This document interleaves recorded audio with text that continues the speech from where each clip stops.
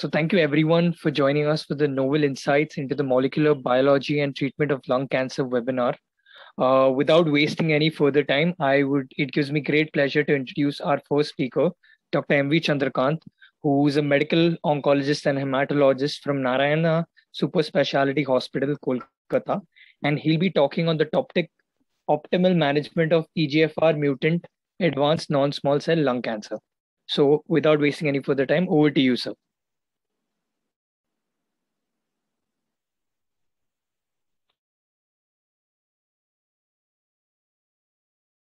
Sir, your mic is muted, sir.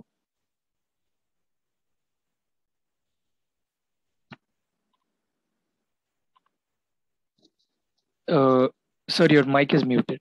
Yeah. So, shall I share from my side, or you'll be sharing? Sir, whatever you prefer, sir. I can share from my side. You have it ready with you? Yes, I have it ready, sir. Please go ahead.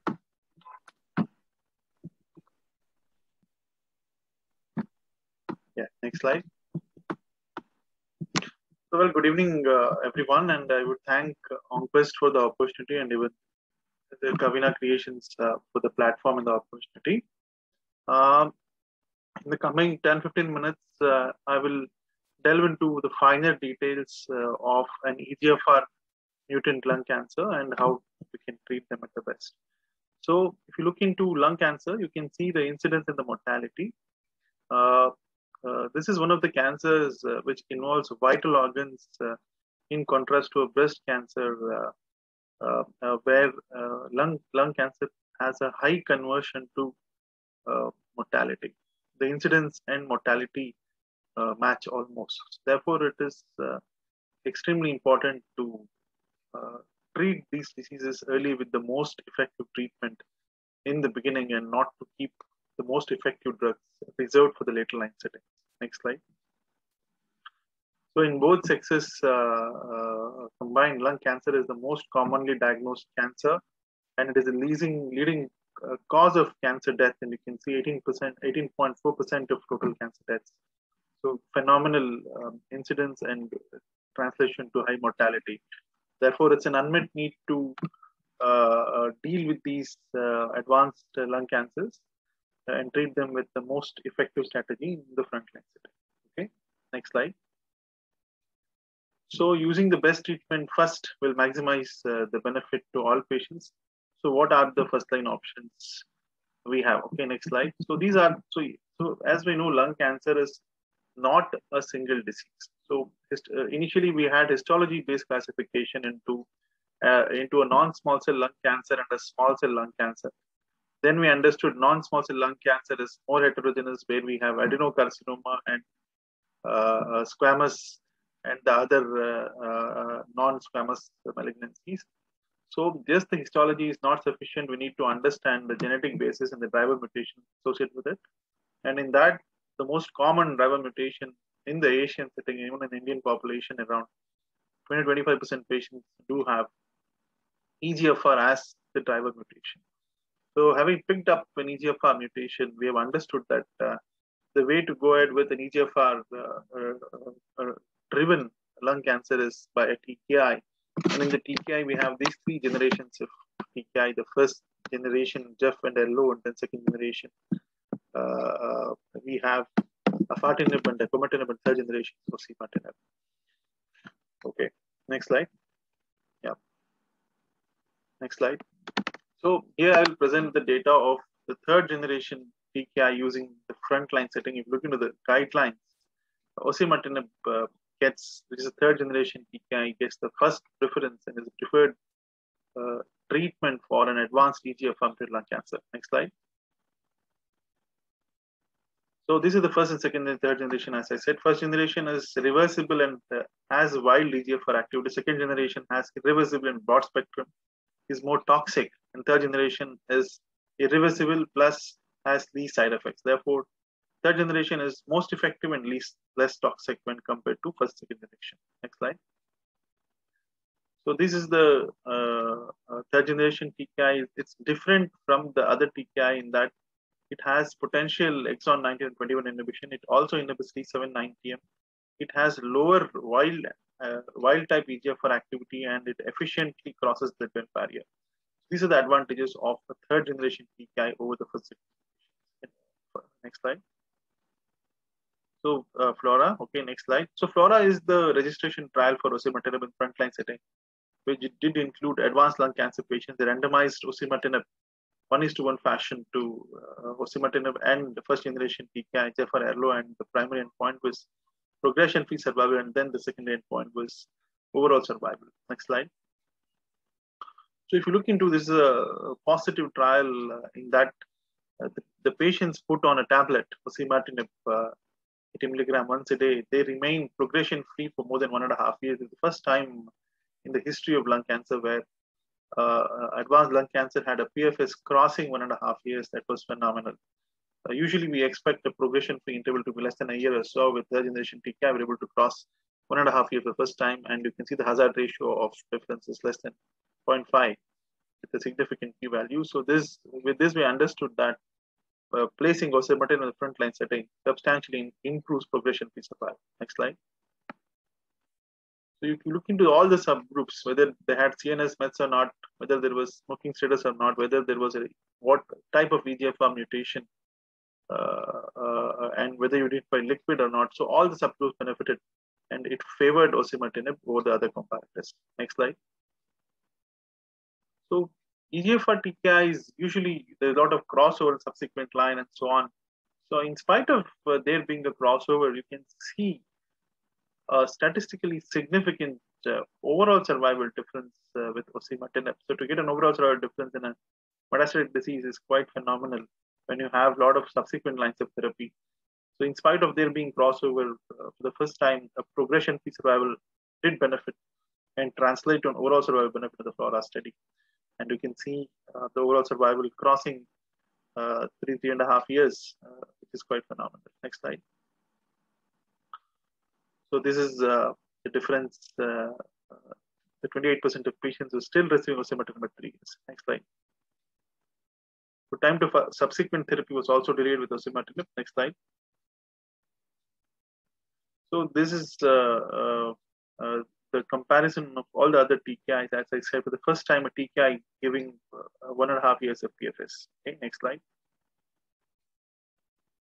So this is the clinical subgroups which favors osimertinib when compared to the others. You can see, irrespective of the type of EGFR mutation, CNS mets present or not, whether you do a liquid biopsy, all of them did benefit with osimertinib, both in terms of progression-free survival and overall survival, which is quite substantial.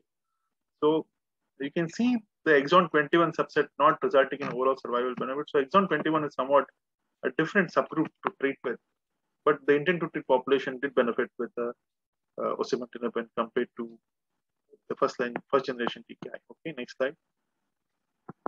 Okay, next slide. Okay, keep moving. Next slide. So just to look into what is the overall survival with the first generation TKI, you can see a lot of papers being there, and the overall survival is around 1.5 years with a first generation TKI, and therefore we need to have, it's an unmet need to improve survival in Indian patients. So you can see Indian data, and we have Parikh's paper and Vanitha Ma'am's paper. So even all the papers, whether you use ciftinib or you use chemotherapy, so whatever you use, the survival is still 1.5, 2 years. This is what we have. Okay, next slide. Next slide. So this is Archer study where and the FLORA. So Archer study is basically decomitinib, and this did address patients with EGFR mutated lung cancer, but they did show a PFS benefit, but the overall survival was not significant because of a sequential hierarchical. The hierarchical statistical design did not show overall survival benefit. So up to now, osimertinib is the only drug that has shown overall survival benefit in advanced lung cancer. Next slide. Next slide. So if you look into the CNS bioavailability, highest CNS bioavailability with osimertinib compared to others, and also the immediate separation versus late separation of a second generation, third generation TKI, you can see early separation with osimertinib compared to the second generation TKI. Next slide. Yeah, next slide. I think we have discussed this. Hierarchical study design was there, therefore Archer did not show OS benefit. Next slide. Okay, next slide. Yeah, so DACO and osimertinib, if you compare, there was the PFS is 14.7 versus 18.9, and the response rates were almost comparable, but the overall survival benefit did persist with osimertinib compared to dacometinib. Next slide. So LuxLung, similar data with afatinib. Okay, keep moving. Next slide. Next slide. Yeah, next slide. So CNS is an important site of medicine and lung cancer. So having good CNS viability is very important. Therefore, if you have first generation TKI or second generation TKI, their CNS viability is negligible when compared to osimertinib. So next slide. Yeah. So this third generation TKI has shown good CNS viability when compared to even the preclinical data. You can see the concentration of osimertinib inside CSF. Next slide. So in the FLORA study, both systemic and intracranial efficacy were analyzed, and they did demonstrate higher concentrations in the CSF when compared to the first generation TKI. Next slide. So this is osimertinib in terms of CNS disease control, and you can see with known or treated CNS mets and without treated mets, both subsets, the hazard ratios are significant. The CNS PFS is around 15.2 in terms if there was known or treated brain mets, and it was 19.1 in an untreated. So phenomenal CNS efficacy with osimertinib when compared to first generation TKI. Next slide. Yeah, similar thing again showed the hazard ratio is phenomenal with CNS PFS. Next slide. So CNS progression on first line osimertinib, you can see again the difference between osimertinib versus ceftinib. You can see 43 patients, 43% had CNS progression on the first generation peak in contrast to 19% with osimertinib. Next slide. So if you look into the treatment options with newly diagnosed brain mets in a patient who has EGFR mutation positive, osimertinib becomes the standard of care whenever feasible because of its excellent CNS efficacy. Next slide. Okay, keep moving. So if you look into the adverse event profile, osimertinib definitely is less toxic when compared to the comparator first generation TKI. Next slide. So even though the patients are on longer duration of TKI, the toxicity profile is far better when compared to first generation TKI. Next slide. So the second generation TKI, you can see the amount of adverse events, dose discontinuation and dose interruptions is quite significant in terms of 40%, 66% when compared to just 4% with the third generation TKI. Next slide. These are the adverse events in Archer study and the FLORA study, significant differences. Next slide. So in geriatric use, if you look into a lot of dose interruptions with second generation, because they are irreversible EGFR inhibition, and there is profound wild type EGFR inhibition. Therefore, there are a lot of toxicities associated with DACO when compared to osimertinib. Next slide. Okay. So this is what is important. Should we use a weaker TKI first and then reserve a good TKI for subsequent line, or use a first generation TKI and then keep the third generation subsequently? The problem with lung cancer is nearly 1/3 patients only are eligible for osimertinib in second line. Therefore, it becomes very important that we reserve. We don't reserve osimertinib for subsequent line. We use the best drug in the first line setting, because only 1/3 of them become eligible for subsequent therapies. You can see 1/3 of them die even before they become eligible for subsequent therapy, and 1/3 do not have T790 mutation positivity. So therefore, it means sense and prudent to give the best drug in the front line. Next slide. Keep moving. Next slide. I think we discussed this. Next slide. Yeah.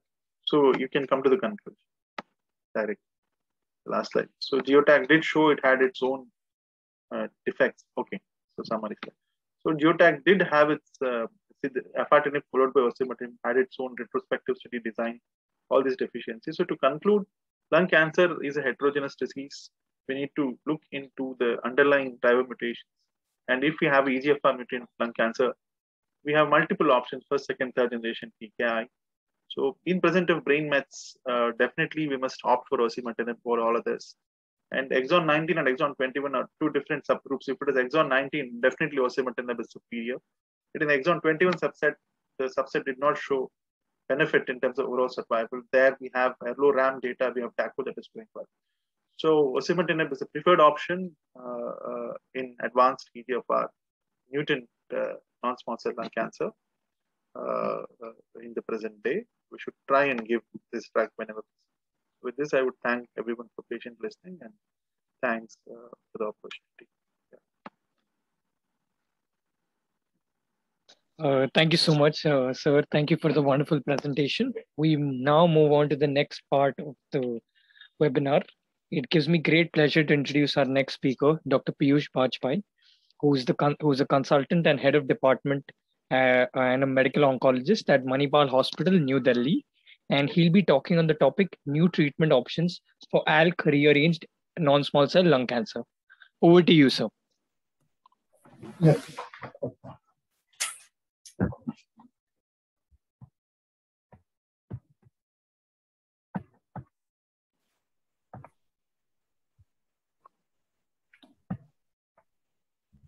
So have you shared your slide? So, yeah. Is my slide visible?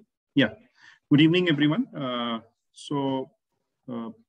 Just after EGFR, ALK is another important mutation that we look at. And of course, there are, with the NGS coming up, we have realized that lung cancer is definitely just not one disease, and it's a bag of different mutations.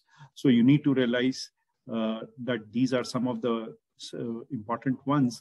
And ALK, the incidence stated is around 3 to 5% in the Western population, but there is Indian data to say that it is slightly more than what the Western data is in terms of percentage.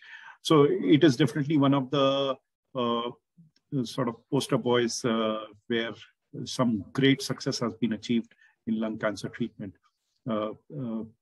There are trials which have shown that survival now has gone beyond 5 years. So this is one very promising mutation. And this is a fusion basically, which is most commonly with EML4, but it can happen with other partners as well. KIF5B, K1C1 can combine with ALK, and so on and so forth. So this all is realized once you do the NGS and look into the various fusions. Otherwise, the other methods, as you can see, is the immunohistochemistry, which is most commonly used, and the FISH, of course. So the population, what we see, ALK mutations, and it's quite mutually exclusive with EGFR and KRAS. It's a typically younger age group and have been never smokers or light smokers, former smokers, male. So these are the group. Of course, adenocarcinoma as a basic histology is important. So this is the group that is important with ALK. And wherever now this ALK rearrangement is present, irrespective of the tumor, probably you can consider the ALK inhibition. So now certain panels, the other day I was discussing in a meeting in pancreas actually, so ALK rearrangements.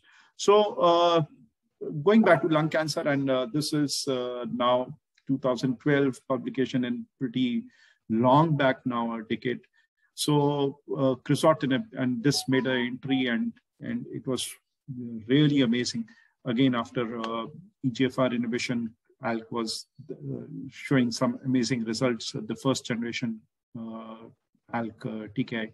So here you can see the amazing responses as compared to chemotherapy, and crizotinib did show improvement in intracranial control as well. Of course, it had its limitations, and therefore the need for looking into further generations of ALK molecules. So the second generation molecules, as you can see, and the third generation molecules. So the on-target potency increases, and the mutations which they cover, that increases with each generation, and of course the CNS penetration. So you have third generation lorlatinib, which is extremely, which can actually penetrate the CNS barrier pretty well, and so is the second generation. But of course, the third generation lorlatinib is something which we have the best in class for now. So beyond crizotinib, what was there?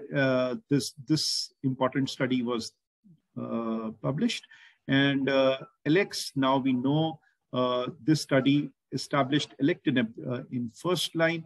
There was JLX and there was LX. LX 600 mg of alectinib was used twice a day, compared to crizotinib 250 mg twice a day. In this ALK positive NSCLC treatment naive population, and we have the results, updated results, and they did show a wonderful PFS, 34.8 months versus 10 months of crizotinib, a huge PFS difference, 34.8 months, nearly 3 years of progression-free survival with alectinib. And you have now some insight into the overall survival, still not reached with the alectinib, whereas the overall survival rate is actually coming to nearly 62%. So something which is definitely there now. Crizotinib is showing OS of nearly 57 months, and alectinib, the overall survival is still not reached. So definitely there is going to be a statistical difference over here. Then talking about what are the new treatment options, which is my topic today, and options, what do you do if there is progression after second generation ALK TKI? So there has been now a practice to consider alectinib first based on the ALEX study. So what if in case you have a mutation coming up, what to do? So how do they fail? And they fail in either because of the CNS failure, because this disease can relapse in CNS, and if the molecule is not able to penetrate the blood-brain barrier effectively. Crizotinib does have penetrance, but then it is limited. So that can be harboring the disease. Then there are ALK-independent resistance mechanism, as in the EGFR pathway, the HER2 pathway, the MET pathway. That could be there, the epithelium to mesenchymal transition, where the histology transformation takes place, is active. But then for the most first and second generation TKIs, what is important is ALK-dependent resistance.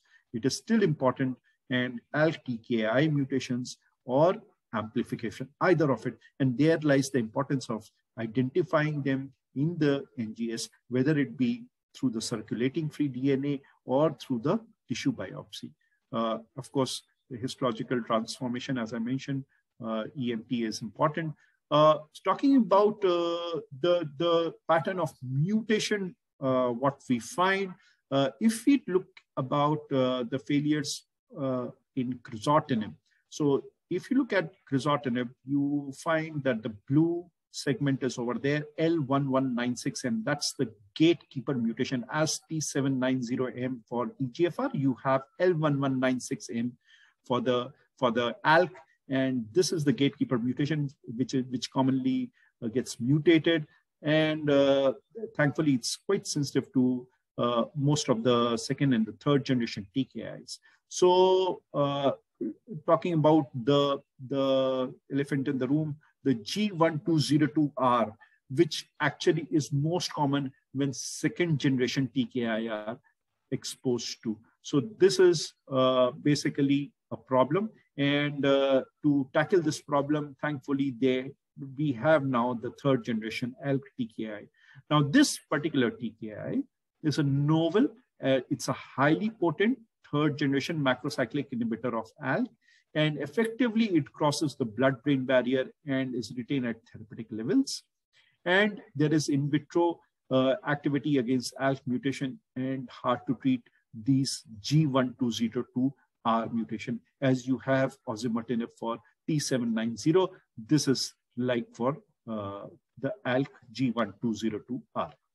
So you see on the right side, you see almost all the mutations are green, labeled green. So you have an activity, robust activity against almost all the mutations which you can think of as compared to the other second generation TKIs where there are some red patches, as you can see. So lorlatinib phase 1 and 2 study 1001 study design included various cohort of patients, and the cohort, as you can see, which is encircled over here, the cohort 3B and 4 and 5, where there was exposure to the second generation TKI, basically where G1202R was expected. This was a separate cohort which was studied, and you can see that in this particular heavily pre-treated cohorts of second generation TKI, you had a confirmed overall response of amazing 38.7% and intracranial responses of 53%. So this was very important, and a median PFS of 6.9 months was realized. So it was looked upon. So how various both the liquid biopsy and tissue biopsy was used, and where there was a G1202R mutation, there the responses were pretty good in the cohorts 2 to 5. And where this particular mutation was absent, where there was any mutation which was absent, the wild type, then the response to the lorlatinib was not very great. But otherwise, if there is any mutation present, and this was realized more so on the tissue biopsy. So like you have T790, eventually you depend on the tissue biopsy if the liquid biopsy fails to detect it. Likewise over here, tissue biopsy is important. So tissue biopsy should be looked into post second generation TKI exposure. And if this particular mutation was present or any other mutation was present, this lorlatinib is going to work very well. And you can see PFS of 11 months was achieved. What if lorlatinib resistance is there? How to go about it? Now, lorlatinib resistance presents some a difficult situation. It is compound mutations, basically, which come up. And this has been realized both with the liquid and the tissue tumor biopsies. So there are now some drugs which are where the trials are going on. And this is one particular molecule. I would not go into the detail of it, but then there are trials which are showing some good responses with this drug. And again, this FLT3 inhibitor, which is being used in AML, gilteritinib, and it is overcoming lorlatinib resistance in certain subset of patient. If you can do proper NGS analysis and identify the various compound mutations which are coming up with lorlatinib resistance. So this was about lorlatinib. This was about exposure of ALK inhibitors in second and third line. What about the new first line options?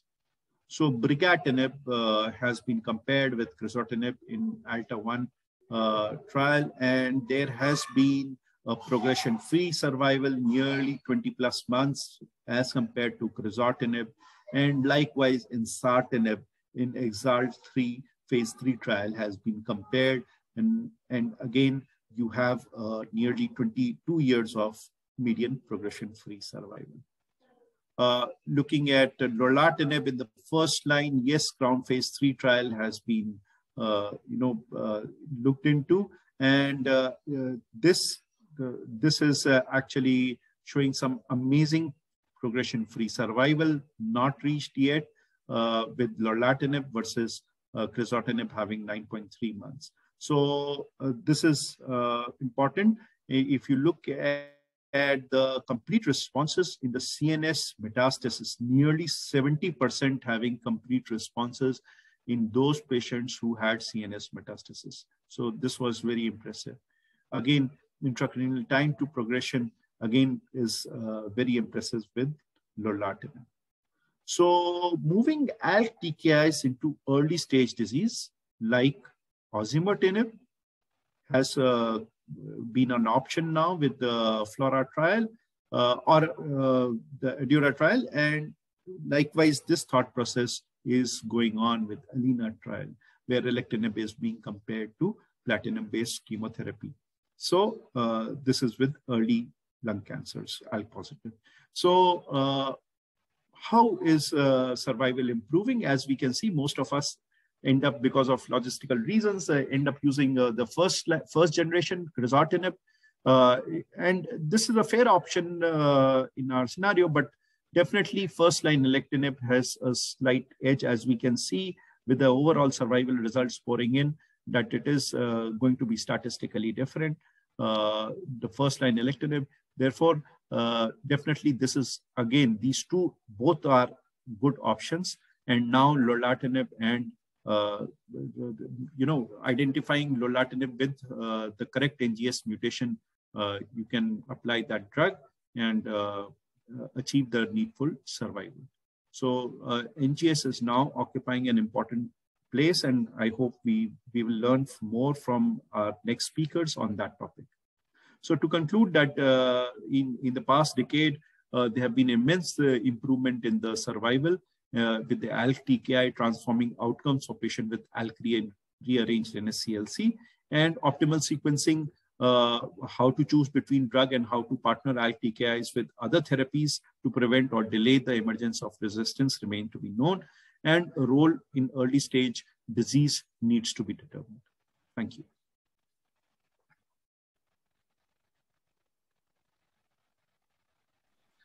Thank you so much, sir.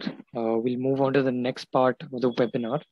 I now invite Dr. Nirmalaya Banerjee, who's the consultant histopathologist and lab in charge at NCRI Kolkata, to please give the talk on molecular testing in lung carcinoma, a key to personalized therapy. Over to you, sir.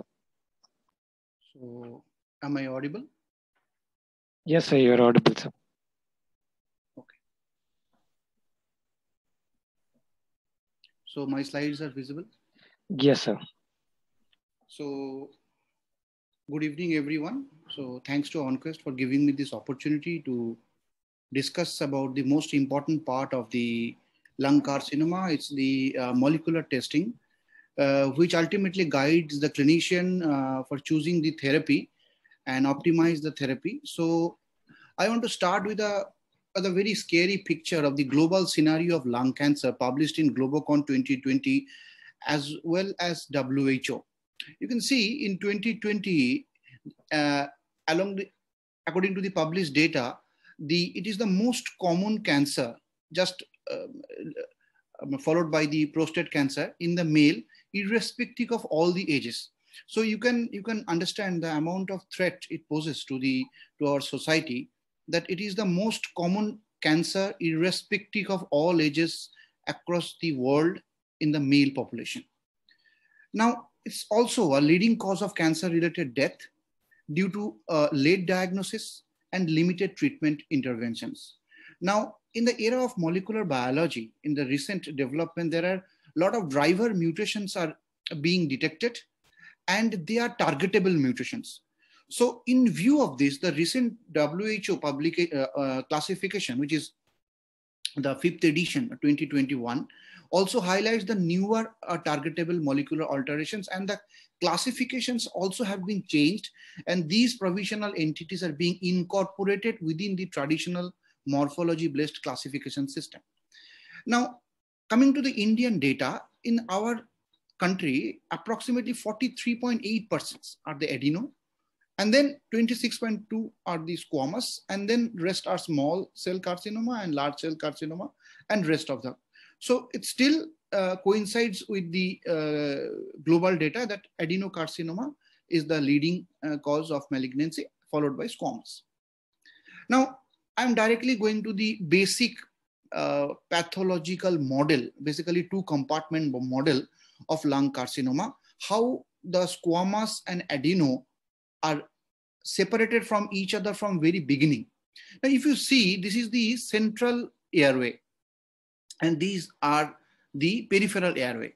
Now, this is the where when a person smokes, all the smoking related carcinogen directly affects the central airway. Then the rest of the part goes to the peripheral airway. So in the central airway, the stem cells who are responsible for the who primarily suffer the smoking related problems are responsible for the squamous cell carcinoma and small cell carcinoma. So that is why the small cell and squamous cell are predominantly located in the central airway. That doesn't mean that almost always it is not. No, there is an entity called centrally appearing adenocarcinoma, which can also appear into the central airway. Having said that, I also want to mention that smoking related carcinogen causes mainly small cell and squamous cell carcinoma. That means the stem cells which located in the central airway that are being transformed directly by the carcinogen of smoke. Whereas the terminal respiratory or the terminal bronchioles, the stem cells related to terminal bronchioles, they are least sensitive to smoking related carcinogen. Rather, there are some potential driver mutations, KRAS, EGFR, have been identified, which are responsible of predominantly adenocarcinoma. Again, this is exception proves the rule in biology. I'm not saying that almost always all the adenocarcinoma located in the peripheral airway. There are some squamous cell carcinoma which can also happen into the terminal respiratory unit or the peripheral airway. So this is the basic two compartment model of the lung carcinoma and how smoking is related to that. Now I want to start my discussion with the squamous cell carcinoma. Now you see, non-small cell carcinoma, it is a type of non-small cell carcinoma. Now you see, in this photomicrograph, there is full thickness dysplasia. There is a lot of alterations in the intraepithelial components, and also there is some kind of pleomorphism with intact basement membrane. Now, this happens when there is a sequential alterations of the genetic events. Like in the central airway, there is a loss of heterozygosity of 3, then 9, followed by 3q amplification. What I'm trying to say that in squamous cell carcinoma, mostly the sequence happens from a hyperplasia, metaplasia, dysplasia, in situ to invasive carcinoma. So majority of the cases, this pathway follows.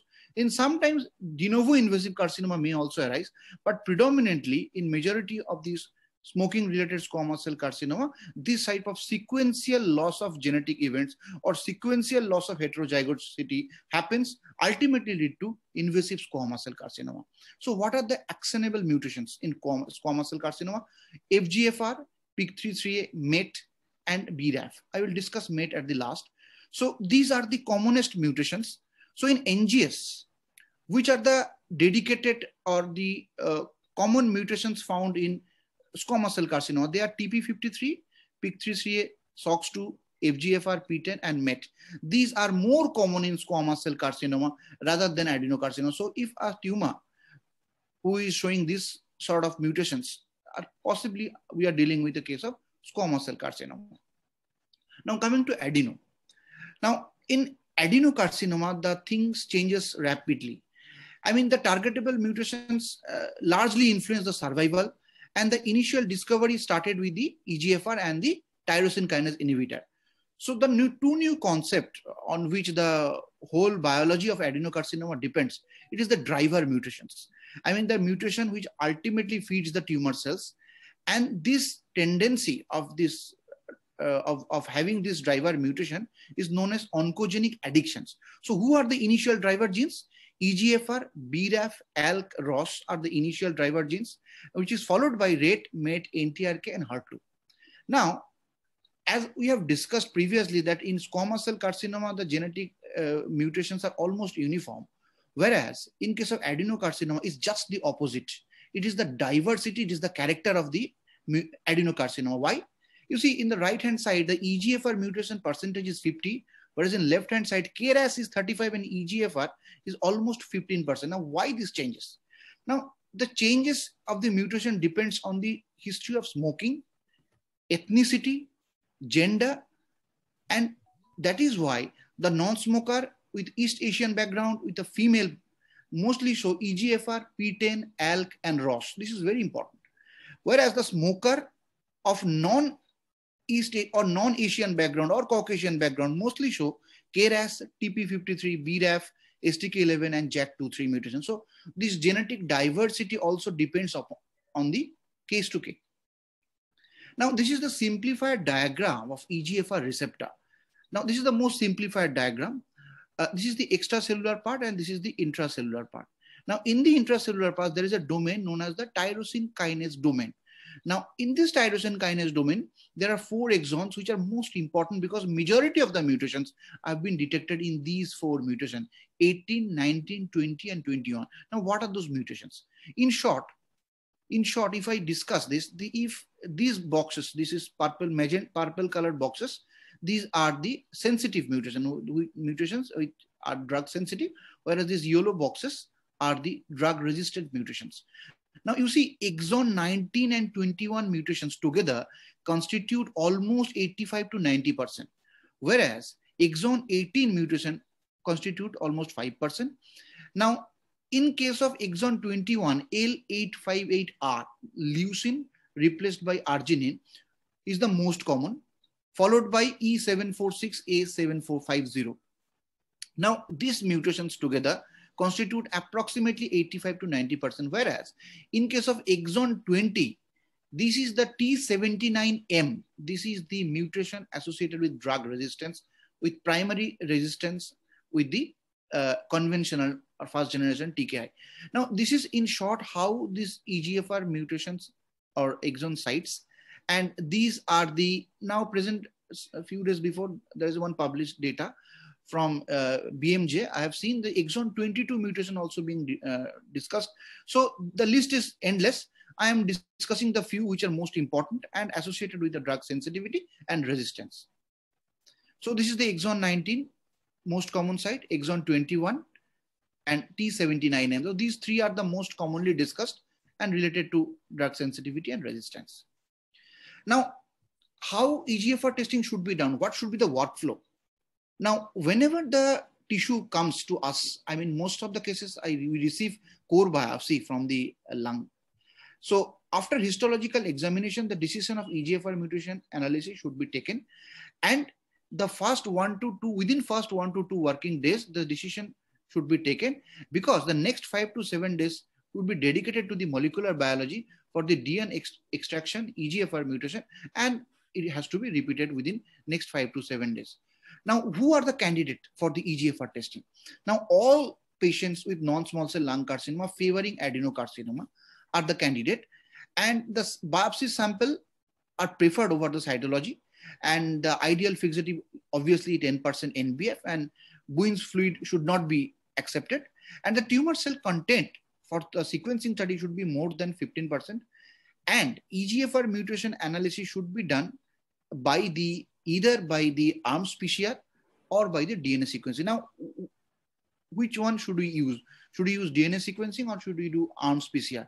Now, there are advantages and disadvantages of both the procedures. You see, now DNA sequencing are commonly used and widely available, but there is, we can detect all sort of mutations, like which are, I mean, we want. All sorts of data we can extract from DNA sequencing, but the disadvantages is it is the more time consuming and it is relatively less sensitive than the targeted methods and obviously require experienced hands. Whereas in ARMS PCR, it is a lesser time consuming and require less than fewer tumor cells than the DNA sequencing. So if the tumor cells are less, you can choose the procedure which you want. Either you can do DNA sequencing or you want to do ARMS PCR. But the disadvantages of ARMS PCR are that you require, this is more expensive procedure, and batching of the samples is the most critical. So you do ARMS PCR in batches. So this is the advantages or disadvantages of the sequencing and ARMS PCR. Now coming to the next common mutation, this is the ALK mutations. Now we all know that ALK is located on short arm chromosome 2.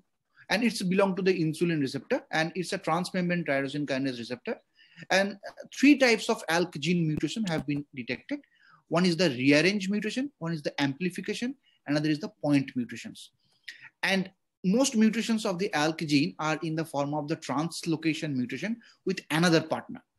Now, what are the common features of the ALK? This is extremely important for both the pathologists as well as for the clinicians. Now, most of the ALK mutations are having adenocarcinoma. Now, majority of the ALK mutant tumors are non-small cell carcinoma, favoring adenocarcinoma morphology. And most common fusion partner is ALK EML4. And they are seen in never smoker of non-smoker and less associated with the female sex. So these data are extremely important when you report ALK mutant tumors.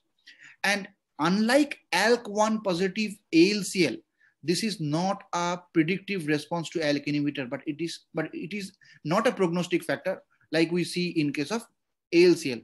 Whereas ALK mutations, ALK1 mutation, it's a good prognostic factor.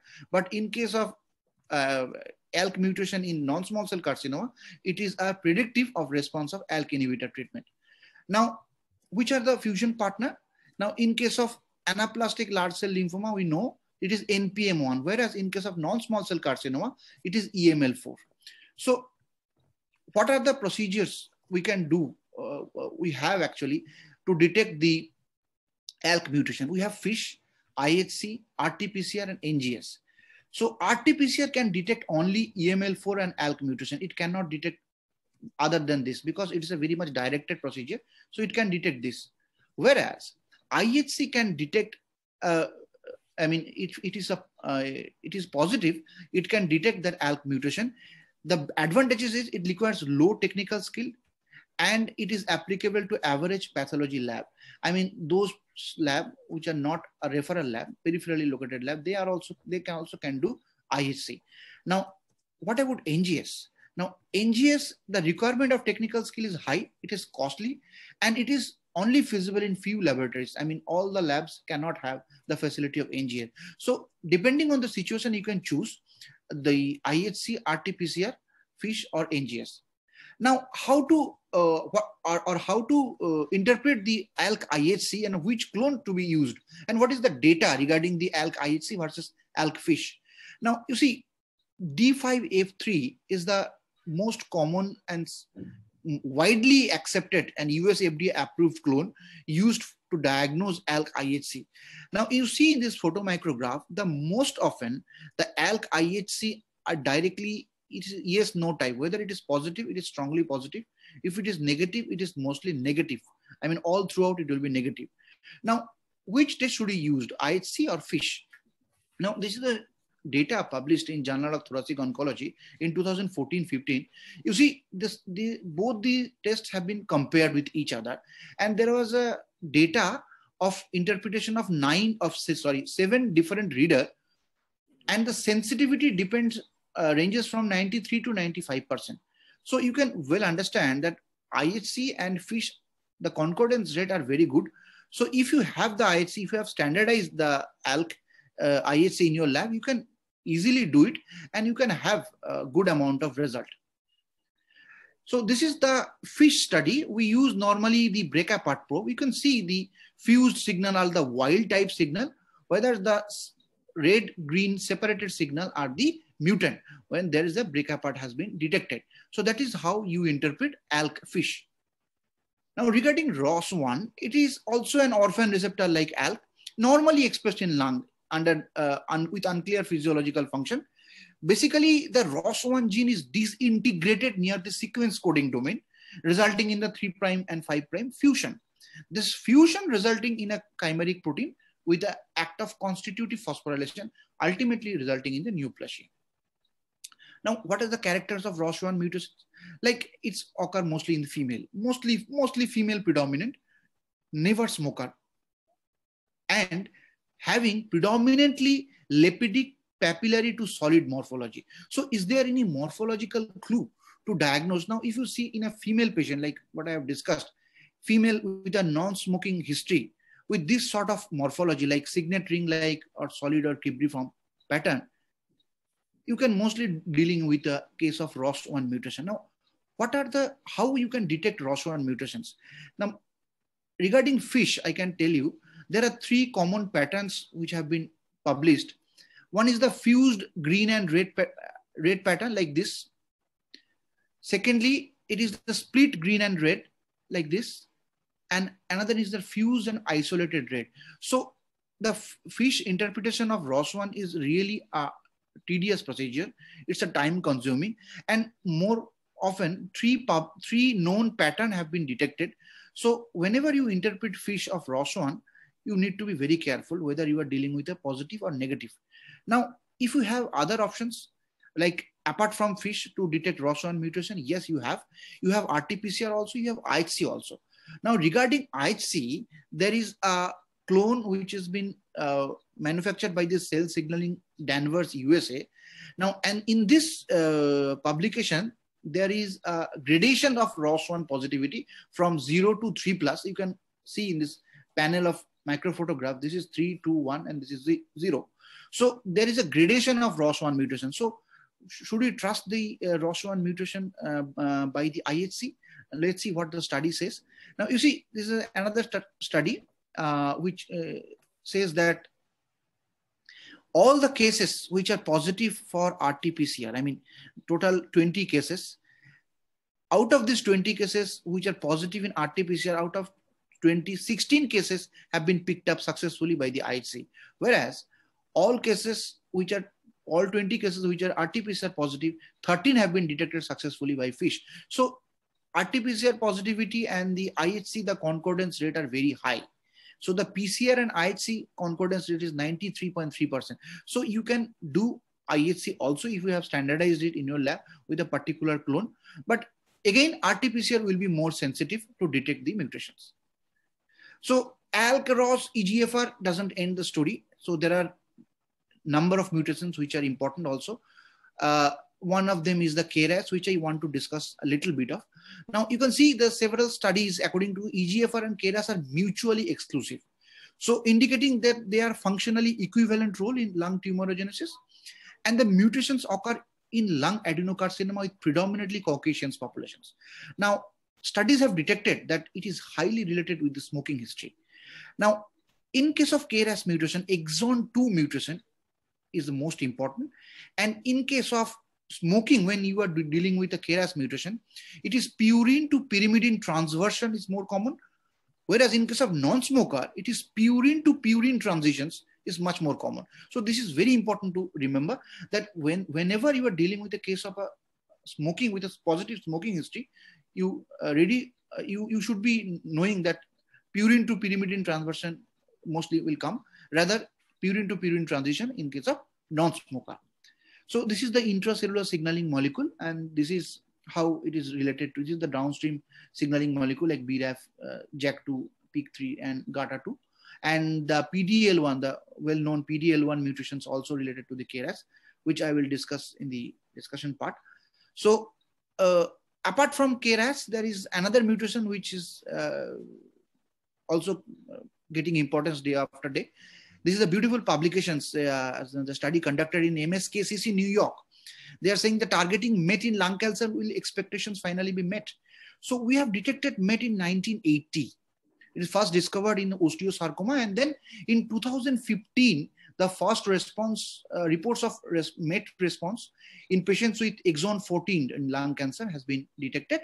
And presently, the sarcomatoid carcinoma, pleomorphic carcinoma are the cancers which are related to the MET amplification.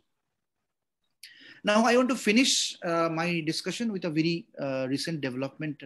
Recent entity has been discussed in WHO 2021. This is a patient with a history of smoking, and you can see the widened mediastinum and a huge amount of mass in the lung. And this is the morphology. You can see the plasmacytoid to eccentrically placed nuclei, and this is eosinophilic inclusions. And the IHC shows that there is a SMARC-A4 negativity, and they are also negative. The undifferentiated areas are also negative for pancytokeratin also. And the differentiated areas, you can see the positivity for pan-CK. And also there is a loss of claudine. So this is a tumor which is a very aggressive nature, and this is the high amount of mitosis you can see here. So mostly this tumor are related to smoking. You can see the SPEC ears here, and most of the tumor on the CT finding presented with the emphysema and have a high propensity of lymph node metastasis. So what will be the diagnosis in this case? So diagnosis is SMARCA4 deficient thoracic sarcomatoid tumor, represent primarily a smoking related undifferentiated carcinoma rather than primary. So previously SMARCA4 deficient thoracic sarcomatoid tumors have been detected as sarcoma. Then WHO in 2021, they have decided to change the nomenclature, and nowadays they call it as SMARCA4 deficient undifferentiated carcinoma. So this is a very new entity apart from not mutated lung cancer, so which I wanted to highlight. And I have also come across with this case ultimately presented with the brain mets. So thank you very much. So this I end my discussion here. Thank you. Thank you so much, sir. We'll now move on to our next presentation. Our next speaker is Dr. Vinay Bhatia, who is a consultant molecular biology at Onquest Laboratories Limited, Gurugram, and she'll be talking on the topic role of liquid biopsy in lung cancer. Over to you, ma'am.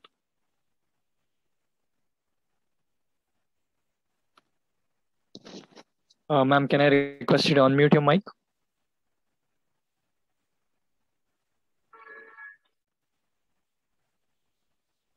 Ma'am, you'll have to unmute your mic, ma'am. Ma'am, we're not able to hear you.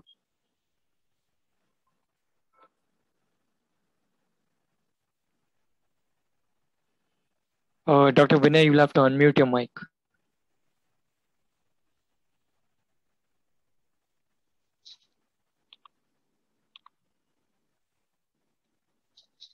Ma'am, if you're trying to say something, we cannot hear.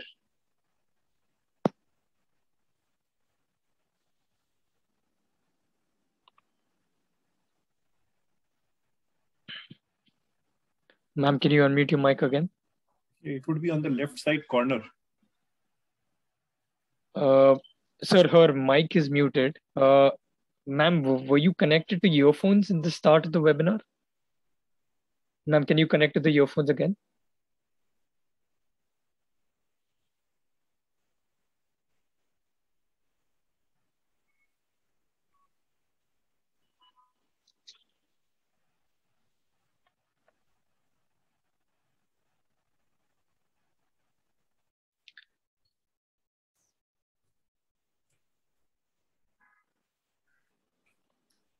Yeah, hi, good evening to everyone. I really thank Onquest. I hope I'm audible. Yes, ma'am, you're audible, ma'am. Yeah, and is my presentation? Yes, ma'am. Can you make your slides full screen, ma'am? Yeah. Yeah. Yeah, is this okay? Yes, yes, ma'am, please go. Yeah, so I'm discussing today about the revised 2021 WHO classification of lung tumors. So this WHO classification was reflects the views of the WHO classification of the editorial board that was conveyed via video conference on March of 2021. So as we see in the what has been beautifully described by the previous speakers, we have been seeing there is over a gradual phase of time, histomorphology has not been the single most independent criteria now. It has moved into a phase of molecular and IHC, and WHO is reflecting those views now. Okay. So a quick summary on that is the latest WHO classification. It's a more systematic approach to the multifaceted nature of tumor classification, a more comprehensive description of each tumor type, localization, clinical features, epidemiology, etiology, pathogenesis, including IHC, molecular path, staging, and prognosis. And this was in collaboration. These findings and these classification was made in collaboration with the International Association for the Study of Lung Cancer, that is the IASLC, the International Thymic Malignancy Interest Group, and the International Mesothelioma Panel Group. So a quick review of the existing classification that we are going to be dealing with and we are going to be learning about for the next 5 years is, firstly, is the epithelial tumors. As we all know, those are the papillomas and the adenomas. So these are benign in nature. Most commonly, we are seeing squamous cell papillomas, inverted type, NOS type, glandular adenomas, or the mixed type. This is based on the morphological or the histomorphological component that is available on the slides. Adenomas, again, are of sclerosing pneumocytoma, alveolar adenoma, papillary adenoma, bronchiolar adenoma, and the mucinous cyst adenoma, the mucinous gland adenoma. At this point, I would like to say I have highlighted a certain entity called bronchiolar adenoma, and it is to reflect that this is a new entity under the adenomas, under the new WHO classification for lung cancers. Precursor glandular lesions, again, are a very, very well studied group. So this is an atypical adenomatous hyperplasia and adenocarcinoma in situ or mucinous adenocarcinoma. So as we all know, the atypical adenocarcinomas, this is a precursor lesion to ADC or adenocarcinomas. And molecularly, they reflect KRAS or EGFR or BRAF mutations. And these are localized lesions, less than 5 mm. And they are typically lined by atypical pneumocytes type 2 or club cells. And the IHC for this is basically the adenocarcinoma IHC markers. Let me just show you. This is a small localized tumor, less than 30 mm, with a pure lipidic growth that is along the alveoli wall. Okay, no stromal invasion, no vascular or pleural invasion, or no STAS. So STAS is space spreading alveolar spaces where you see the malignant tumor cells within the alveolar spaces. So when this component is not there, then it is a ADH type. So minimally invasive adenocarcinoma, again, this is as per the criteria of WHO. This is a small tumor, again, less than 30 mm, a solitary adenocarcinoma, predominantly lipidic growth, with less than 5 mm invasive component in greatest dimension. So the invasive component can be measured. It should exclude a lipidic pattern. It can be either acinar, papillary, micropapillary, solid, colloid, fetal, or invasive mucinous adenocarcinoma. As we all know, the adenocarcinomas, again, the invasive adenocarcinomas, again, are divided based on the histomorphology, that is the lipidic, acinar, papillary, micropapillary, and solid. And there have been many literature reports and many reviews which are available, which give a good prognosis for certain patterns. So as we all know, the lipidic has a good prognosis, whereas the acinar, papillary, intermediate, and the micropapillary and the solid has a worse prognosis. And based on this, even gradings are applicable now. The other, when we go to the squamous precursor lesions, squamous carcinoma in situ, and now they have included even the degree of dysplasia into the classification, that is mild, moderate, and severe.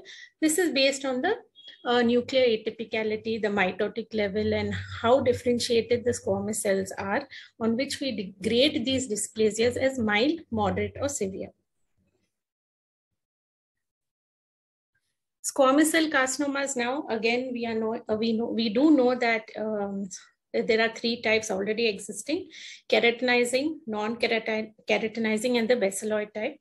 Lymphoepithelial carcinoma has now been included into the squamous cell carcinoma variant. This is a poorly differentiated carcinoma, again, with which has been included into the squamous cell carcinoma classification. Next is the large cell carcinomas, adenosquamous carcinomas. sarcomatoid carcinomas, others. And as doctor had already mentioned earlier, the new entity in the WHO classification is the thoracic SMARC-A4 deficient undifferentiated tumor, and this comes under the classifications of others. The next are the salivary gland tumors like pleomorphic adenoma, adenoid cystic carcinoma, epithelial myoepithelial carcinoma, mucoepidermoid carcinoma, myoepithelioma, and myoepithelial carcinoma. Lung neuroendocrine tumors. This is another category where we are having precursor lesions, which are diffuse idiopathic neuroendocrine hyperplasia. Again, these are precursors to malignancies. Neuroendocrine tumors, carcinoid, net NOS, typical G1, atypical G2. So this is the typical grade 1 is carcinoid, and atypical is a grade 2 carcinoid tumor. And neuroendocrine carcinomas are again divided into small cell carcinomas and a combination type, or a large cell neuroendocrine carcinoma with a combined type.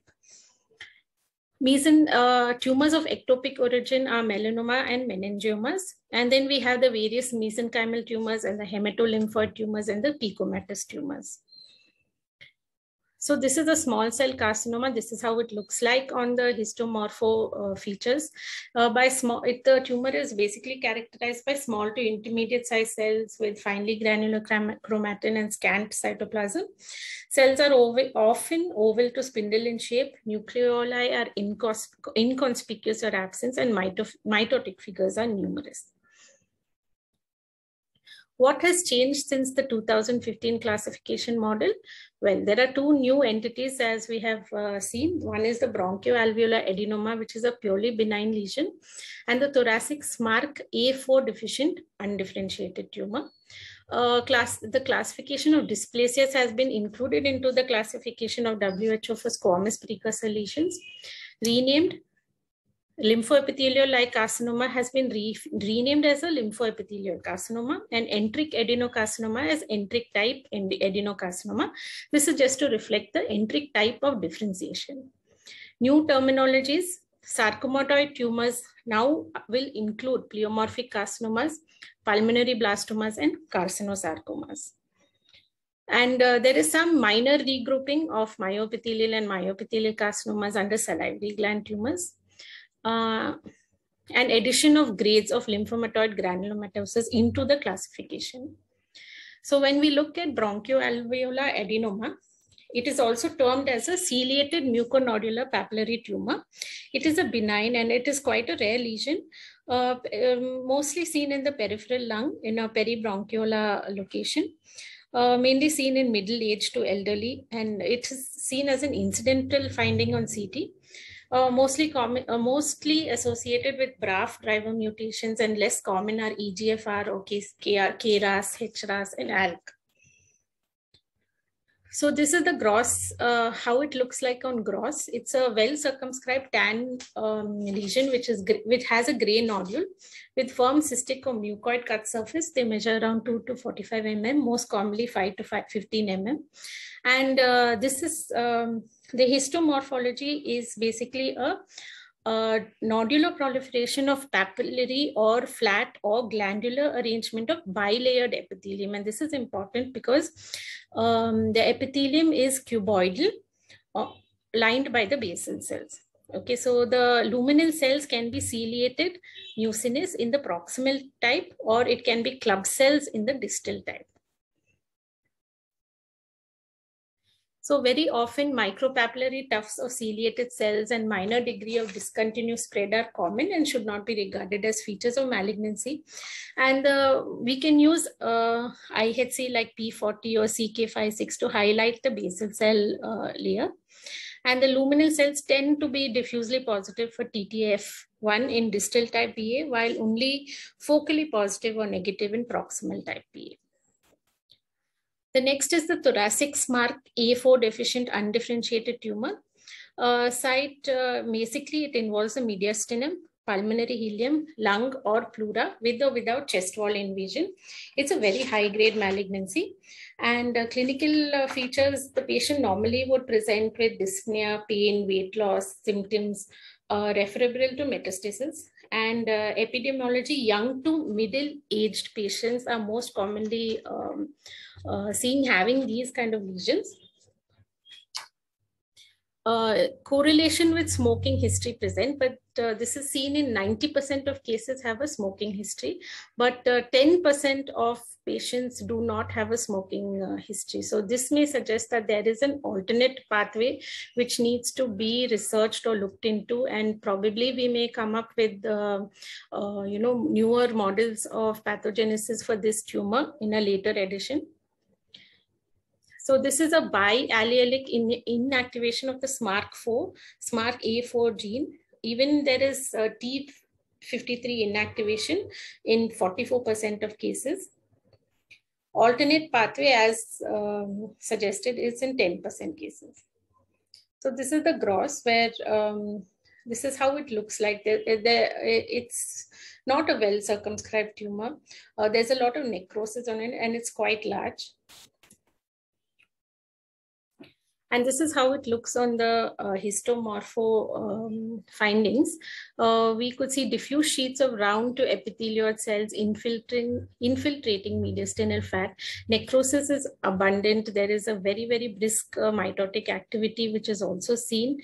The cells are relatively uniform with prominent nucleoli. And on IHC, there is a complete or partial loss. Mostly in 25% of cases, it's a partial loss. And in the rest of the cases, there can be a complete loss of SMARCA4 IHC positivity on the slides. There is another supportive IHC markers that can be done, and that is CD34, SOX2, or SAL4 and P53 overexpression. So this could be a supportive line for diagnosing a SMARCA4 deficient tumor. So as already spoken before, this is a very aggressive and poor prognosis and a median survival of 4 to 7 months. They have poorer outcome than a SMARCA4 deficient conventional NSCLs. Cytotoxic chemotherapy regimens have been reported as generally ineffective, and novel treatment strategies are still awaited, including immune checkpoint inhibition. So I'd like to end this discussion with these newer entities that WHO has left us with. And thank you. Thank you so much, ma'am. We'll now go back to Dr. Vinay's presentation. Ma'am, can you hear us? Yes, yeah. Yes. Yes, ma'am, we can hear you. Yeah. Yes, ma'am, you're audible, ma'am, please.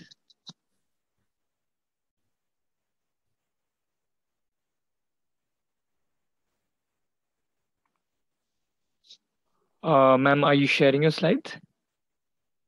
Yeah. Yeah, okay.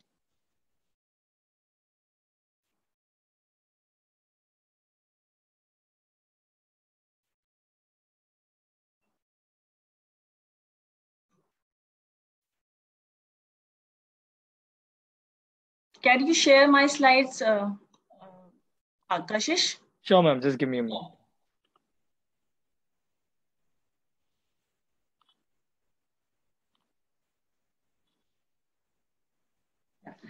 Good evening, everyone. Myself, Dr. Vinay Bhatia, I'm working as consultant molecular biology with Onquist Laboratories Limited. On behalf of Onquist Laboratories, I welcome you all in this presentation. In continuation to Dr. Nirmala Banerjee's presentation, I will be presenting diagnostic modalities in relevance to non-small cell lung cancer. The title of the discussion is Role of Liquid Biopsies in Lung Cancer. Next slide, please. As we all know that lung cancer is heterogeneous disease, and in about 1/3 of our patients, we are able to detect the driver mutations that drive the patient tumor. Now, the biggest challenge is how to identify these drivers in a patient that is in front of you. Traditionally, we use tumor biopsies to sequence the tumor DNA and identify these drivers. Tissue biopsies are considered as a gold standard for diagnosis. Cancer, allowing both morphological and molecular assessment. Despite the benefit, they can be time-consuming, difficult to conduct, and only capture localized samples. Here, the role of liquid biopsy comes into picture. Moving on to the next slide, please. Basically, liquid biopsy refers to the analysis of any tumor-derived material circulating in the blood or any body fluid like aspirate or urine, even urine sample. So in oncology term, liquid biopsy is used in a broader sense to include sampling and analysis of several biological fluids. And here blood is tested primarily. However, urine, saliva, they have been also very well studied as far as liquid biopsies are concerned. Examples of these liquid biopsies are CTCs, ctDNA, and exosomes. So basically, these liquid biopsies are utilized for molecular profile as well as enumeration of CTC or ctDNA to help in deciding the best line of treatment and further monitoring of the patient. Moving on to the next slide. So basically, what are we looking for as far as the molecular biomarkers or genomic landscape is concerned? We look for certain biomoleculars with point mutations, insertion or deletions, copy number variations, gene fusions, certain epigenetic changes, as well as protein expression. However, the protein expression, for protein expression, we do require intact cells. So this is only feasible with the help of CTC, which are the circulating tumor cells. ctDNA cannot be used for protein expression. So moving on to the next slide. So basically, liquid biopsy, why liquid biopsy is important? Because ctDNA-based analysis can complement tissue biopsy to capture intra-tumor as well as intra-patient heterogeneity. As we all know that genomic landscape within a single tumor from a single site may vary in different biopsies taken. Similarly, the genomic landscape may differ between tumor sites within a single patient. So this is intra-tumor heterogeneity and intra-patient heterogeneity. So with the help of tissue biopsy, if we are doing molecular screening or molecular biomarker study, it is not possible to capture all the, to get the information about all the biomarkers available. ctDNA-based analysis will complement tissue biopsy to capture these intra-tumor and intra-patient heterogeneity. Moving on to the next slide. So what can liquid biopsy be used for? So there are different clinical applications associated with liquid biopsy. Liquid biopsy can help us in diagnosing the patient where the genotyping of circulating tumor cells and cell-free DNA in the blood is done to determine the tumor profile. It can help in finding out the minimal residual disease status after the surgery if the circulating tumor DNA or CTC are still present in the circulation. It can help in finding out what is the impact of treatment on the patient for follow-up, and obviously along with the follow-up, it will help us in finding out whether there is emergence of genetic alterations which are associated with drug resistance. Next slide, please. So what are CTCs? CTCs is a type of liquid biopsy. Traditionally, CTCs are circulating tumor cells are confirmed cancer cells with an intact viable nucleus, express cytokeratin which demonstrate epithelial origin, have an absence of CD45 which is present which shows that it is not of hematopoietic origin, and are often larger than the normal cells. So circulating tumor cells enter the circulation by either passing passive shedding or through the active shedding or the process of invasion. Within the bloodstream, it has to survive shear stress of host immune system. CTC then undergo transendothelial migration, and it can either stay at dormant phase or it can metastasize there at the different site. So basically, this is a surrogate marker for the metastasis potential of the tumor. Number of CTCs in the blood correlate with the therapeutic response or relapse as well. And in short, we can use CTC to monitor patient response. Along with that, CTC after the CTC collection and then the downstreaming testing is also doable with the help of different technologies like IHC, FISH, or mutation-based analysis. Next slide, please. So what is the frequency of CTCs? CTCs are found in the frequency on the order of 1:10⁻⁻10 CTC per ml of blood in patient with metastatic disease. And it has been often and very well reported in several epithelial cancer like breast, colon, and prostate and lung cancer. So basically, patients with metastatic lesions are more likely to have circulating tumor cells. Next slide, please. How do we do isolation of circulating tumor cell? So either it can be cell biomarker based or it can be size based. Cell biomarker based is, there is a particular epithelial cell adhesion molecule which is present on the surface of all tumor cells of epithelial origin. And on the basis of that, it can be segregated from the blood cells which will have CD45 expression, while this CD45 expression will not be present on the tumors of epithelial origin. So this is one of the basis for isolation of CTC. And the other method is size based, where we can discriminate CTC from the blood cells based on the size. CTCs are 10 to 12 micrometer in size as compared to neutrophil, which are 7 to 8 micrometer in size, which are the largest blood cells. Next slide, please. So after enumeration of circulating tumor cells, profiling of CTCs for various genes and mutation expression can be done. IHC, FISH, and ELISpot can be performed on these circulating tumors, isolated circulating tumor cells. NGS and gene analysis is also doable on the CTCs. Next slide, please. Coming to the next method of liquid biopsy, which is circulating tumor DNA. Basically, we all know that tumor cells are dying and shedding DNA in the bloodstream. So circulatory cell-free DNA is basically the cellular DNA which has been shed in the bloodstream after necrosis or apoptosis, and which will be having both normal cell as well as a tumor cell. And however, in a patient can have a ctDNA constitution of about 0.1 to more than 80% of the total cell-free DNA.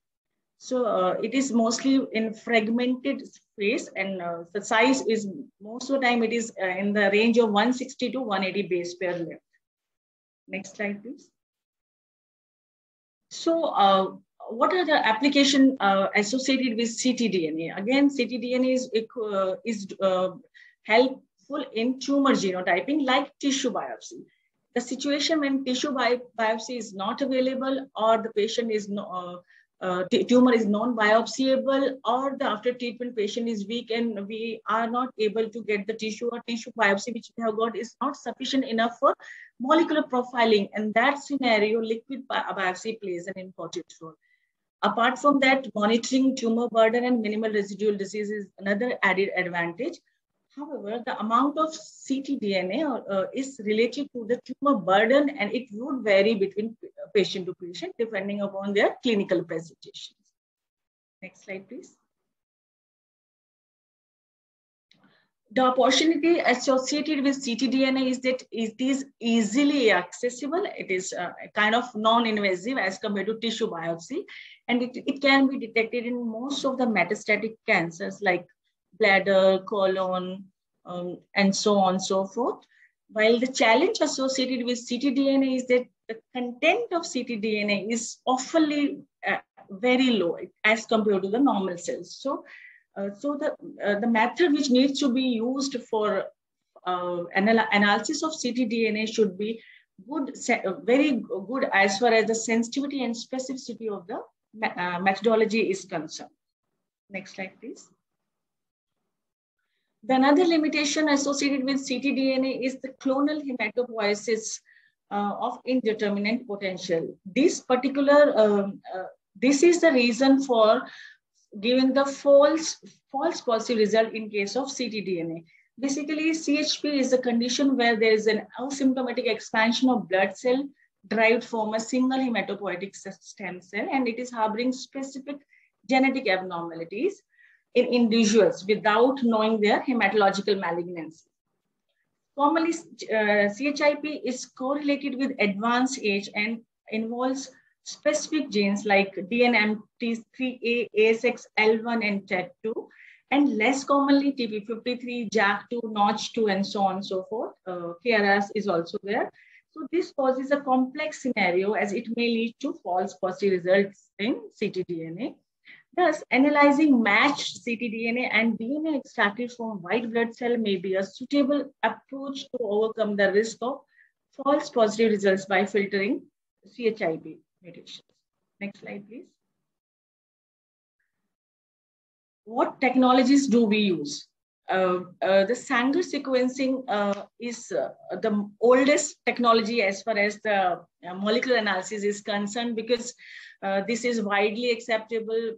We all are familiar about this technology. It can detect all mutations. It can scan the complete exon, intron, and the site of interest, and at a very low cost. But the disadvantage associated with Sanger sequencing for ctDNA detection is that minimum of 20% of clonal tumor mutant clonal population should be there in the sample.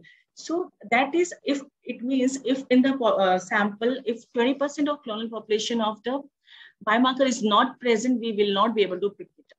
Similarly, for pyrosequencing, which is again, it will demand little starting material and turnaround time is very short, that is only 4 hours after nucleic acid extraction.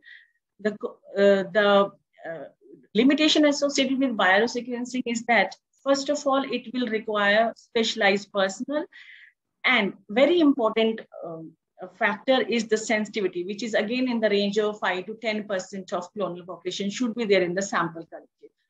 Similarly, is with MELT curve analysis.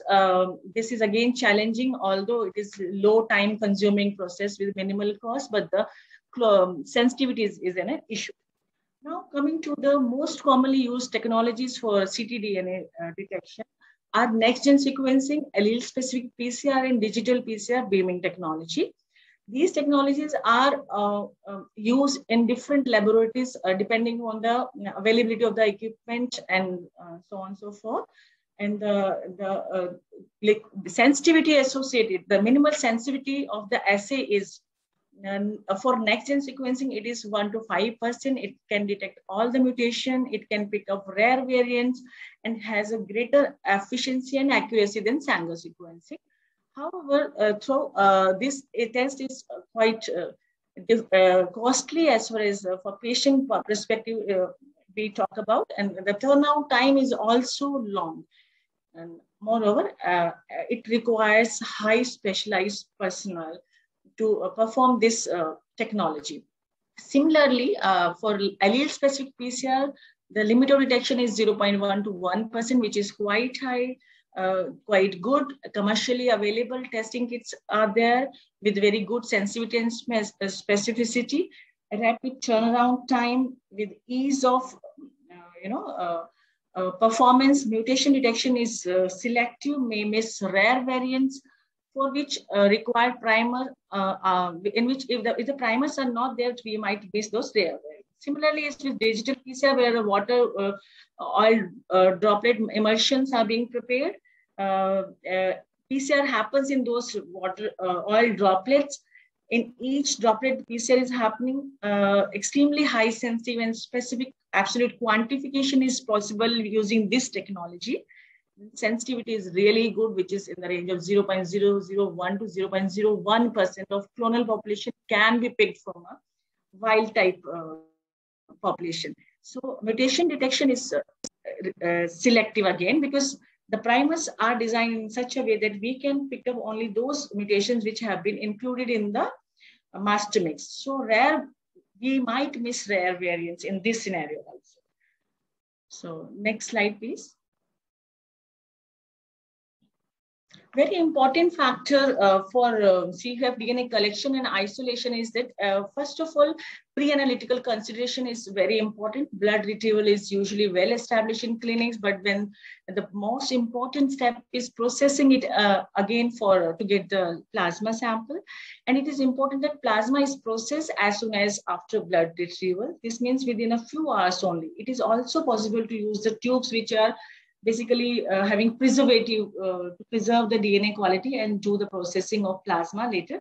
But in any way, it should be standardized in every particular protocol and study that you are using. So plasma is then frozen at minus 80 degrees centigrade and then, or even colder. And prior to extraction, plasma needs to be thawed when DNA isolation is done. And the quality quality is of the DNA which has been extracted needs to be checked. It should be properly, quality should be really good to proceed for a plasma DNA, ctDNA isolation. So the ctDNA has a very short half-life ranging from 15 minutes to several hours, and it is stable at plasma at minus 80 degrees centigrade. However, EDTA tubes can also be used for the sampling and can be stored, plasma then immediately can be stored at minus 80 degrees within 1 hour of the collection. So these slides depicts the difference, the specificity and sensitivity and concordance rate of tissue biopsy versus plasma ctDNA analysis. In this basically gives us the information that a good molecular ctDNA should retain an acceptable concordance to molecular testing in the tumor tissue. As we had already mentioned that COBAS is a FDA approved test for picking up the ctDNA. However, the specificity of this assay is quite good, but sensitivity is modest.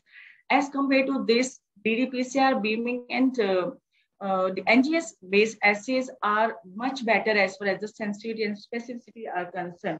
However, if any method which will give us a positive mutation information that can be proceeded further for targeted therapy, but even with the increased sensitivity, and negative result from one of these tests is not sufficient to exclude the potential existence of an EGFR driver mutation. Therefore, in those circumstances, tissue analysis should be performed. So this point needs to be captured properly, that if we get negative result, however sensitive or specific test it is, but if it is negative, then it needs to be re-verified by the tissue biopsy as per the NCCN guidelines. Moving on to the next slide. This is again a comparative slide where it has been shown that NGS is the most acceptable method for complete biomarker and for the analysis of complete biomarker spectrum, where ALK, EGFR, BRAF, ALK, and KRAS, ERBB2, and PIK3C, all the genes can be screened and the required information can be fetched so that the targeted therapies can be designed and given to the patient. So moving on to the next slide. These are the guidelines given by ASCO in 2017, 2018 AM, PCAP, and IASLC. And in 2020, even NCCN has included that if there is an insufficient tissue to allow testing for these important biomarkers, repeat biopsy or plasma testing should be done. But the testing should be conducted as part of broad molecular profiling. Means the reflex testing where, first we do EGFR followed by rest of the marker is not recommended. The same sample can be utilized for to analyze a broad spectrum using a technology which can pick up maximum number of mutations like NGS or ddPCR and so on. Moving on to the next slide. Next slide, please. So this is an algorithm for a patient who are put on TKI. are showing recurrent or progressive disease in non-small cell cancer. So in that scenario, it is advisable to perform molecular analysis using COBAS or ddPCR or NGS if it is available, depending upon the certain situation. Then if we can get targetable resistance mutation, then the patient can be given a standard of care. If not, then the tissue rebiopsy is recommended. If tissue rebiopsy is not feasible for whatever reason, in that scenario, perform molecular analysis on tissue biopsy. Not feasible, then in that scenario, best supportive care can be given to the patient. If it is feasible, then perform molecular analysis using these technologies which are with good sensitivity and specificity. And based on the mutation, the patient should be treated with standard of care. And if it at all it is required, PD-L1 ISC is also recommended. Next slide, please. So OncoQuest has droplet digital PCR available, where the sample is partitioned into 20,000 droplets, run PCR cycle in all the droplets simultaneously, which can be measured. And then intensity of fluorescence intensity is measured in each droplet, and then further calculation is done on basing on the number of positive droplets versus wild type droplets. So this is a very beautiful technology which helps in monitoring the evolution of 790T2M mutation in progressive patients, where we can quantify also.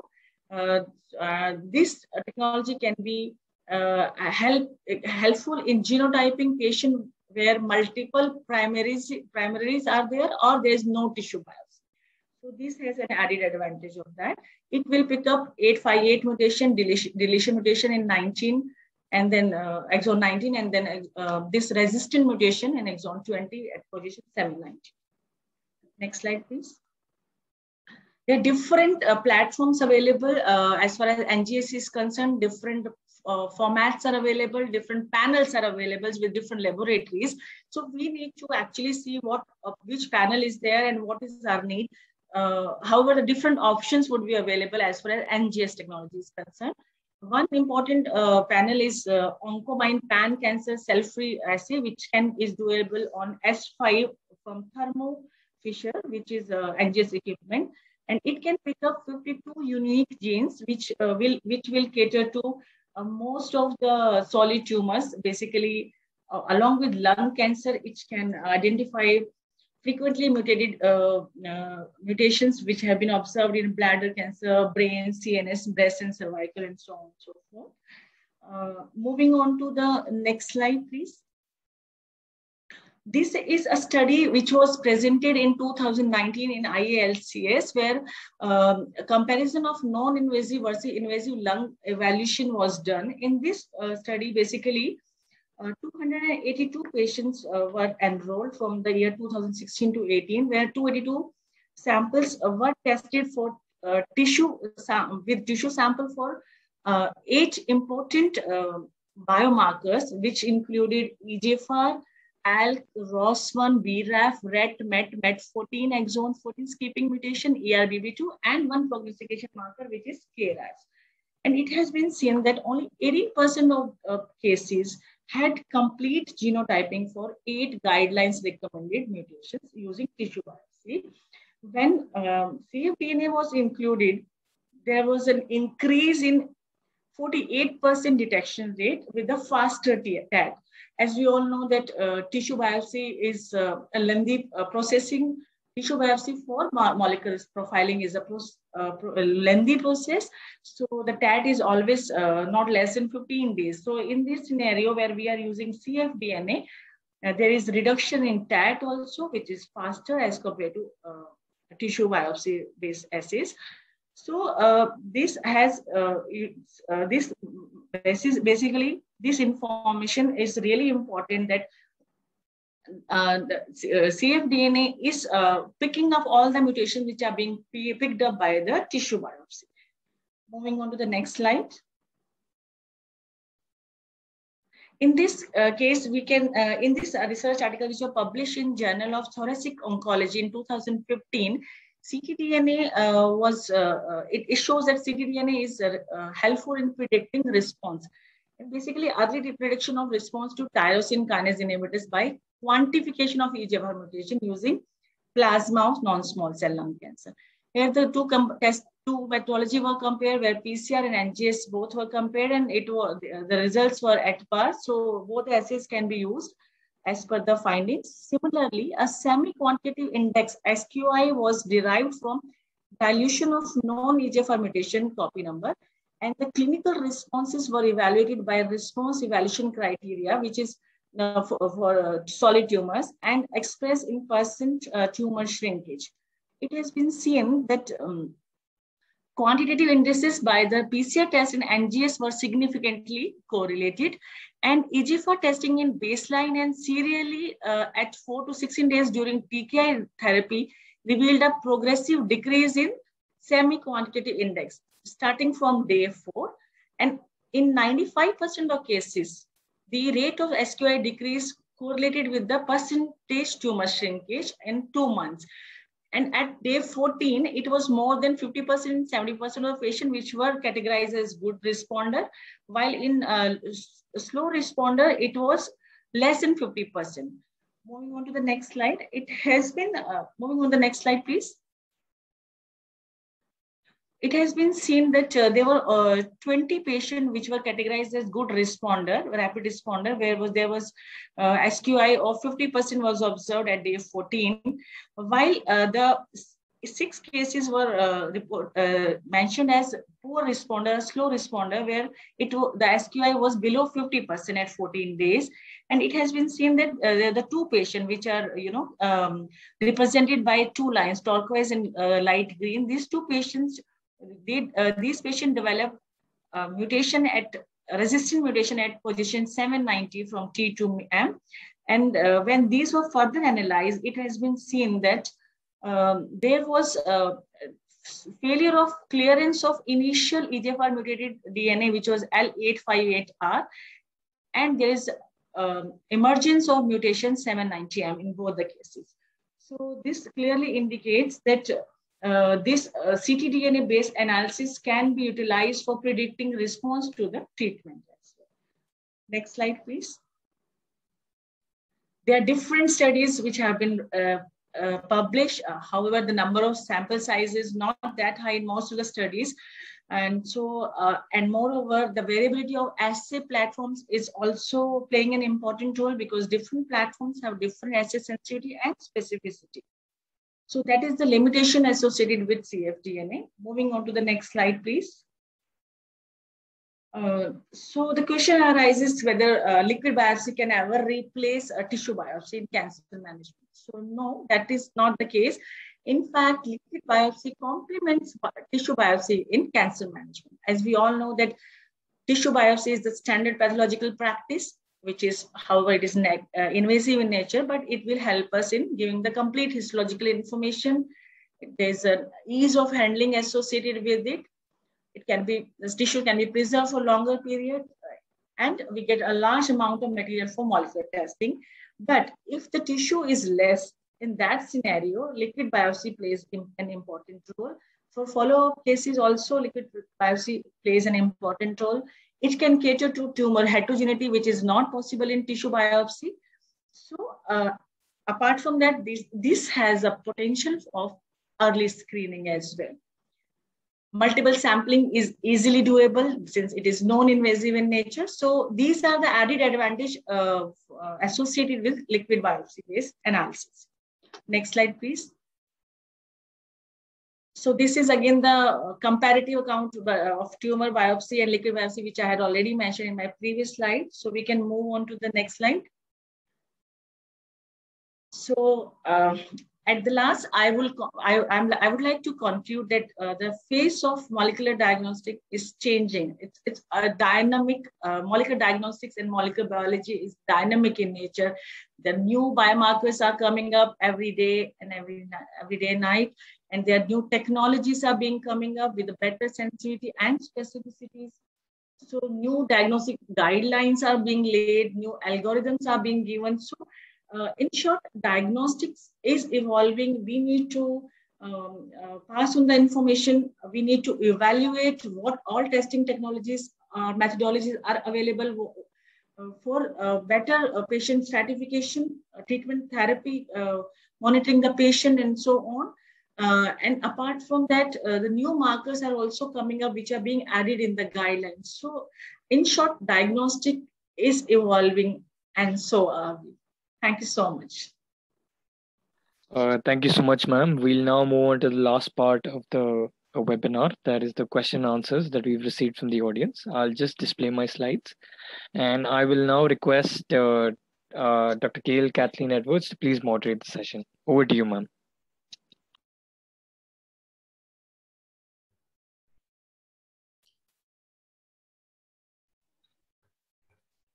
Ma'am, the questions are on your screen, ma'am. I hope that's it is visible. Yeah, hello. Yeah, yes, ma'am. Yeah. Yes, ma'am. So the first question today, any of the panelists can answer it, is what is the role of PD-L1 in non-small cell carcinomas of the lung?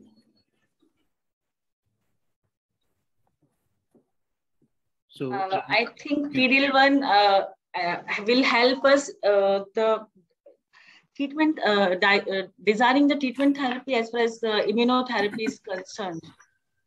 Would you like to add anything to it, Dr. Banerjee?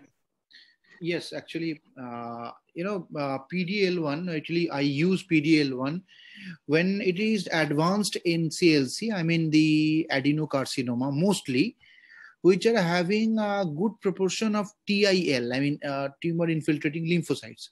I think we all really agree with that.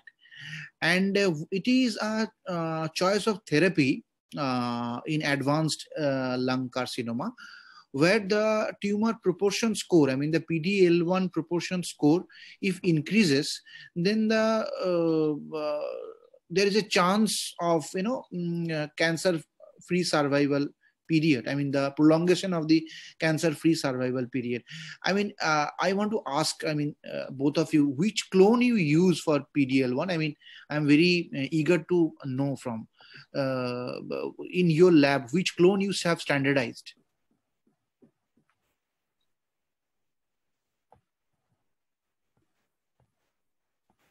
You use Ventana? Yeah, Ventana is being used. Yeah. Okay. So any input from the clinician, sir?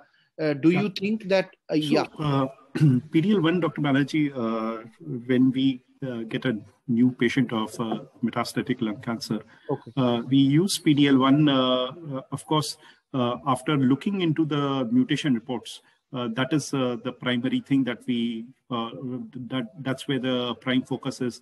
If the mutation is negative, then of course, although we send parallelly, it would not be fair to say that we look at them sequentially, but a PD-L1 of more than 50% encourages us to, as you said, the CPS score encourages us to use immunotherapy in isolation, and that is pembrolizumab. And we look at the partner, the IHC partner of DACO-22C3, when we look towards this sort of above 50% score, because pembrolizumab is approved for that.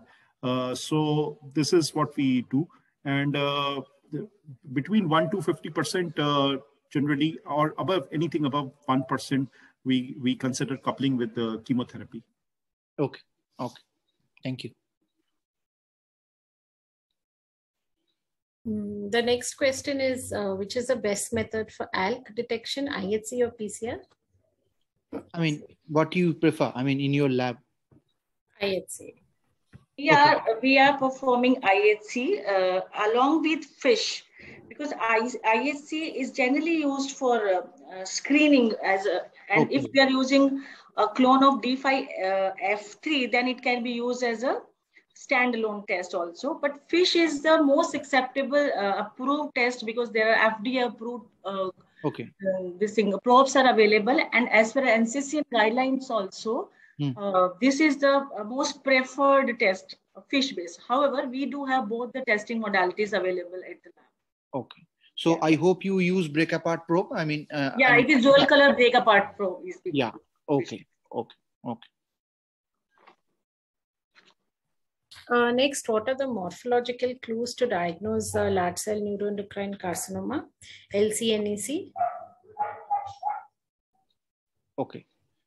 So, madam, you would like to add, or shall I? Yeah, so basically it is an undifferentiated tumor. So they may be large cells, more than 10% of the population of the slides or the tumor cells. And these cells may or may not have the nuclear features, typical of the NEC tumors. They may have more amount of cytoplasm and amphiphilic cytoplasm, and a large brisk mitosis is usually expected with these tumors. They can come in combination with other tumors too, other components. This is generally seen in large cell undifferentiated cancers. And no, what is the previous question? I think the large cell neuroendocrine tumors. And basically IHC will be negative for almost all markers. Okay. Next is what is large cell undifferentiated cancer and solid variant of adenocarcinoma? Okay, I want to change this. I mean, can you just change the question? I mean, how to differentiate between a large cell carcinoma undifferentiated versus solid variant of adenocarcinoma? I think that should be the, I mean, morphologically, how you differentiate, and IHC wise, how you differentiate. That's a very important and valid. Yes. Yeah. So what is large cell undifferentiated? You want the differentiation between these two variants? Yeah. So large cell undifferentiated cancer, again, I think we'll have to look more in features, go more in favor of IHC. Yeah. So undifferentiated cancers may or may not express all the markers of adenocarcinoma, whereas adenocarcinoma will express all the TTF1s and the napsin, and cytokeratins will be positive in this. So IHC is one tool that we can use here for the differentiation. Okay. So it's almost the same thing. Yes.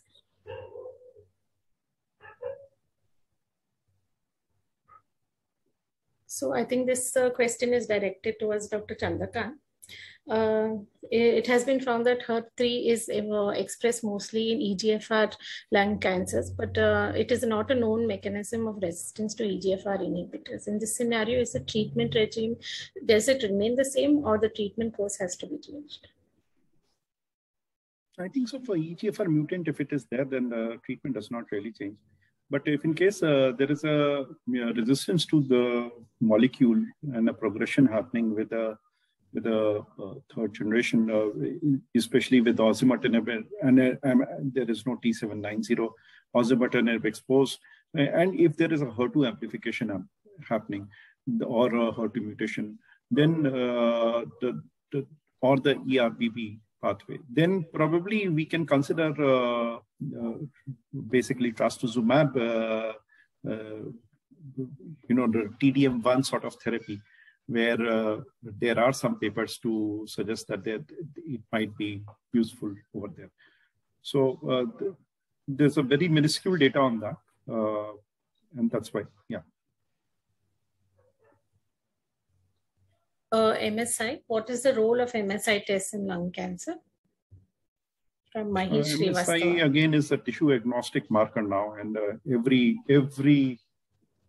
cancer for that matter, though the incidence is pretty small, less than 1% or less than that, but it is to be looked into for any possible use of immunotherapy. What is pyrosequencing technique from Mahesh Srivastava? Yeah, pyrosequencing is basically a kind of sequencing technique only, which is basically based on the sequencing by synthesis principle, in which the sequencing is performed by detecting, adding the nucleotide by DNA polymerase enzyme. So basically, this is also helpful in picking up the insertion, deletion, and mutations like insertion and deletion. So this is very commonly used technology, and this is a platform based. There's a platform required for this, which is pyrosequencer, specifically for this technology. However, the sensitivity of this technology is not that high. Minimum of 5% to 10% of the clonal population can be picked up using this technology. Yeah, thank you. Thank you so much, ma'am. Are there any questions from the audience or any from the faculty? With that, can I request Mr. Avinash Chandra from OnQuest Laboratories to please give the vote of thanks. Over to you, Mr. Avinash. Thank you, Kashish. On behalf of OnQuest family, would like to thank all the speakers, Dr. Bajpayee, Dr. Chandrakant, Dr. Gail, Dr. Banerjee, and Dr. Bhatia for enlightening session. And thank you so much for sparing your valuable time with us and also with the audience. I hope this was an interesting session to all the audience who is present. And we will again come back with another new topic, new session. And thank you so much for joining us. And thank you, Kashish and team, for organizing this webinar and helping us all the way. So thank you so much. And till we meet again, good night.